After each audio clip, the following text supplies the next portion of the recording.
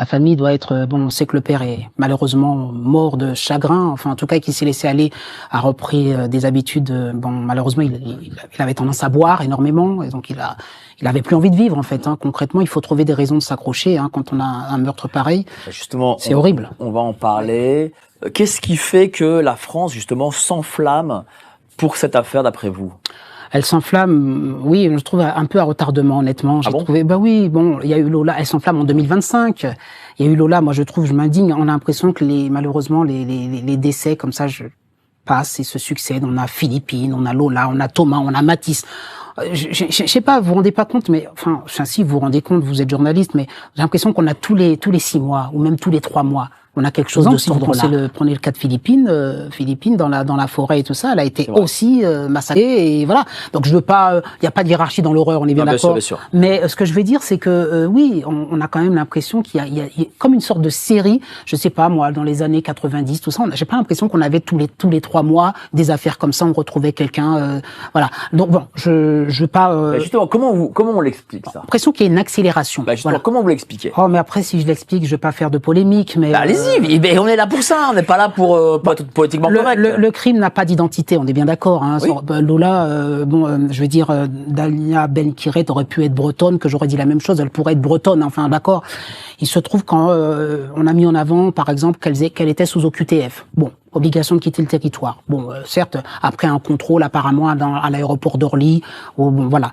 Mais moi, la question, c'est qu'effectivement, il y a quand même beaucoup d'attaques au couteau et on a quand même mis en avant qu'il y avait un lien avec une certaine communauté. Alors, je dis pas que c'est pour tout, mais si vous regardez Thomas Crépol, Philippine et compagnie, à chaque fois, on retrouve cette notion de immigrés sous l'OQTF, tout ça. Donc, je dis pas qu'il n'y a pas des blancs occidentaux, caucasiens qui assassinent d'autres blancs. Hein. Je tiens, on peut prendre par exemple, il y a plein eu d'affaires, enfin vous savez. Mais c'est vrai que c'est un des facteurs apparemment qui peut accélérer les choses. Vous savez, il y a eu un débat que j'ai écouté récemment sur une chaîne du service public qui me semblait hyper intéressant concernant un journaliste, Monsieur Ondelat, vous le connaissez, ouais.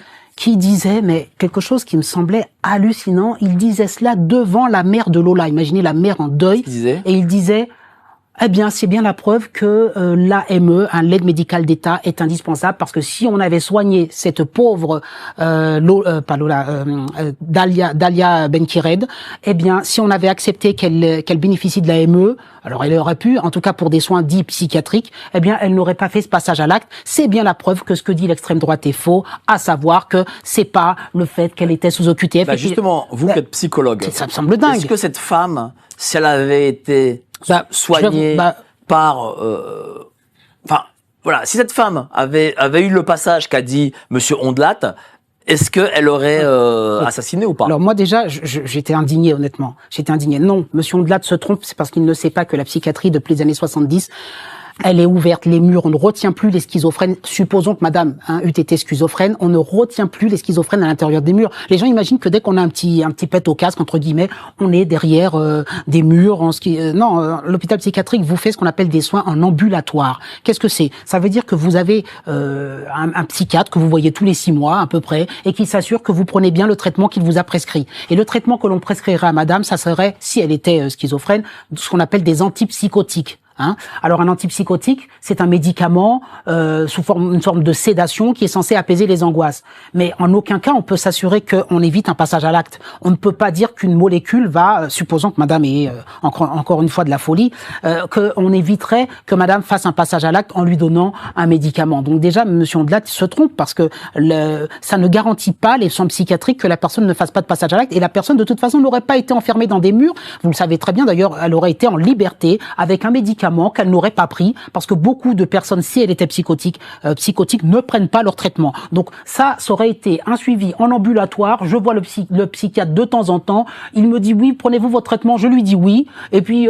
il me revoit. Donc déjà, donc c'est bidon. C'est bidon. Et voilà. Donc non mais c'est important de le dire parce que il y a des gens qui ont vu à la télé Monsieur Ondelat, parce que Monsieur Ondelat fait quand même figure d'une sorte, il a une forme de légitimité. Il parlait de crime, il avait une émission de crime là. Faites entrer l'accusé. Voilà. Oui. Et donc, des esprits peut-être influencés, influençables, peuvent se dire ah bah tiens en effet, Monsieur Ondelat, d'après c'est un sachant, donc il a raison. Après ces propos, il y a eu une vague d'indignation. L'émission s'appelle C'est l'hebdo, sur France 5. C'était le 23 novembre 2024.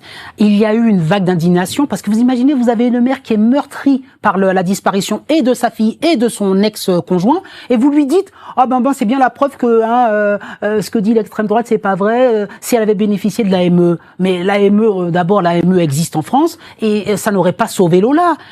On a affaire à une personne déséquilibrée et c'est pas une molécule qui vous garantit qu'on évite un passage à l'acte. Et tout de suite nous ressortir que la fameuse extrême droite nous parle d'OQTF, eh bien moi j'ai envie de lui dire un truc, si effectivement l'OQTF avait été exécuté comme l'a promis M. Macron, je suis désolé, M. Macron a promis 100% d'exécution d'OQTF et on n'en est à même pas 10%. Et je suis désolé, s'il avait exécuté, en tout cas fait que madame retourne dans son pays, etc., eh bien Lola serait toujours vivante. Ça c'est une certitude. En revanche, si on lui avait donné les médicaments, non, Lola ne serait probablement pas plus de ce monde. C'est pas les médicaments qui auraient stoppé forcément cette dame. Donc,